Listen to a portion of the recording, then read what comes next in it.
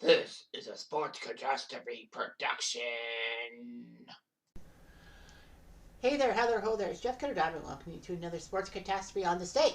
And on this day, October the 4th, 1991, a brand new team, the 22nd team in the NHL, has arrived. It'd be the first time in 13 years that the NHL had an even number of teams in the NHL. But the San Jose Sharks made their debut in those teal jerseys. If you're watching it and see the visual, they were kind of cool. Back in 1991, that was. So anyway, the saga of the San Jose Sharks is an interesting one. And it leads back to the California/Oakland Seals of 1967. How, you ask? I shall tell you. So anyway, long story short, in 1967, the NHL decided to expand from 6 to 12 teams. California got 2 teams, Los Angeles and Oakland. Of course, trying to get the West Coast professional franchises in all 4 sports was big because with airplane service being pretty good, St. Louis wasn't the farthest west. So the Seals came in. The Seals seemed to be good. People picked them to be the best expansion team, but they were far from it. 1 playoff appearance in 9 years. And then the Seals decided to move to Cleveland, thanks to the Gunn brothers, Gordon and Gary? I don't know. I don't remember. Wait a minute. Sorry, George. Yeah, George and Gordon Guns. However, 2 years of middling experience and playing in an arena that's actually close to the middle of nowhere in Ohio, Cleveland would then merge with the Minnesota North Stars and keep the North Stars in Minnesota. So that's why there was an odd number of teams. There was actually a merge. And the NHL avoided the American West Coast for years.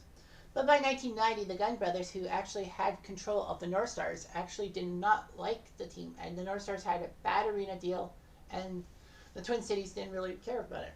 So they wanted to move the North Stars to San Jose, to the Sharks, to San Francisco, because of the Golden Triangle. Computers were starting to come into age, and it would look pretty good.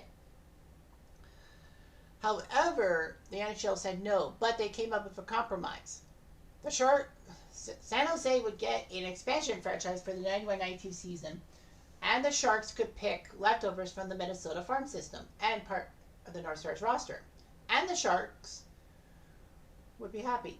The Sharks would get in the expansion draft too, getting players from each of the 21 teams, and Minnesota would also join in too in the expansion draft.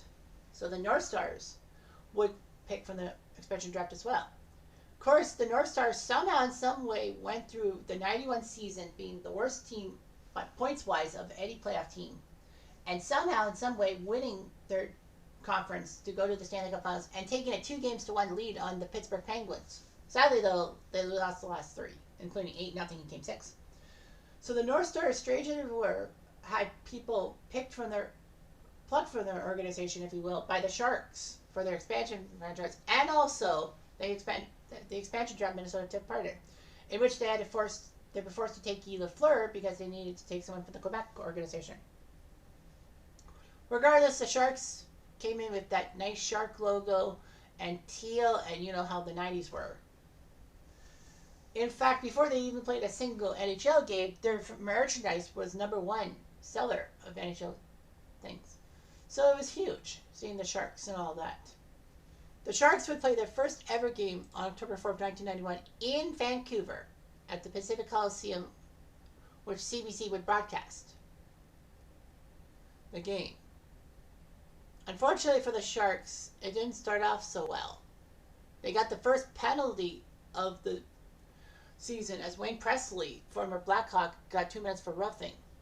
Canucks would score 3 goals. Jeff Cornell, Peter Nedved, and Cliff Ronning scored. But the Sharks, at 4:09 of the 3rd period, Craig Cox, a native of California, of all things, scored the first Sharks goal ever from Mark Pavlich.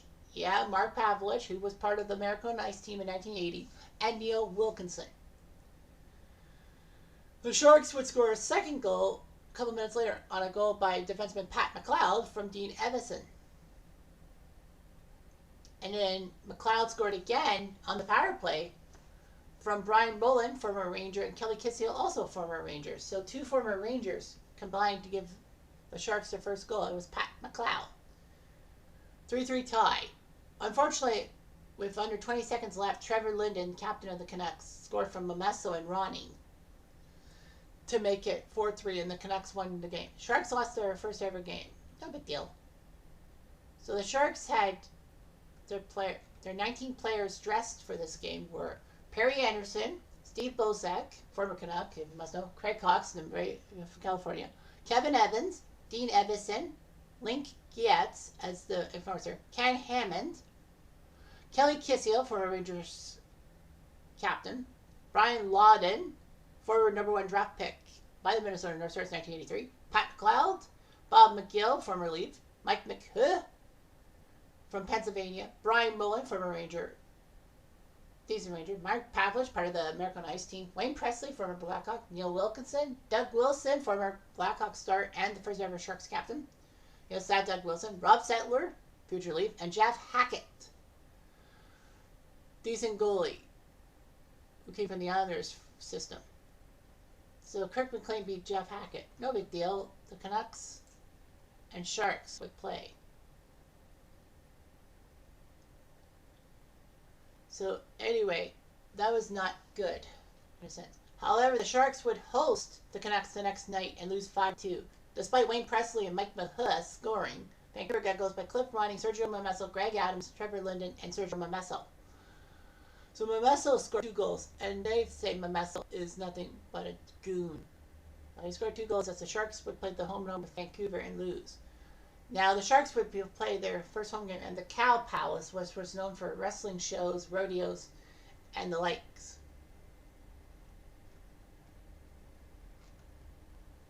So anyway, the 91-92 Sharks went on to win only 17 games that year, going 17, 15, 8, and 5.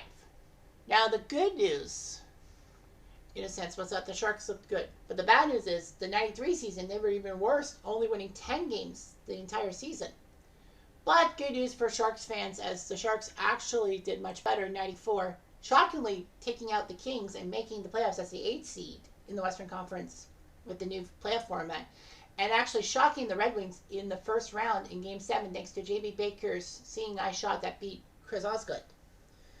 The Sharks were there, and the Sharks nearly went to the Stanley Cup semifinals, but lost Game 7 to the Leafs, despite being up 3-2, which would have been like, holy crow.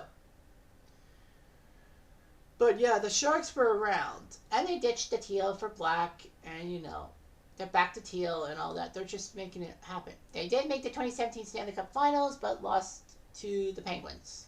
But yeah, the Sharks, or was it 2016? I think it was 2016, my fault. But regardless of that, the Sharks were there to stay in the West Coast at the Golden Triangle. And you know, California got themselves another NHL team as the Ducks. Made it 3 teams in California. So, you know, you have a good triple header. So the Sharks were there with the menacing Shark Head and the Teal. They were for real. Anyway, I'm going to do